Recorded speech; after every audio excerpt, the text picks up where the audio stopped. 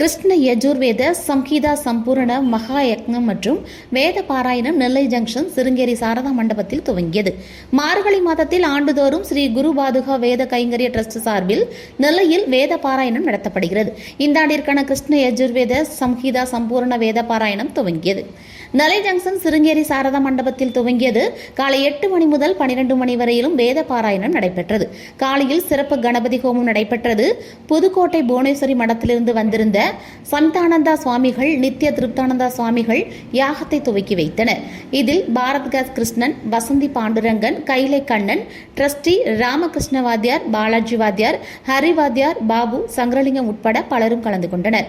அதனைத் தொடர்ந்து கோவிந்தபுரம் சந்திரசேகர பாகவதர் உபன்யாசம் நடைபெற்றது.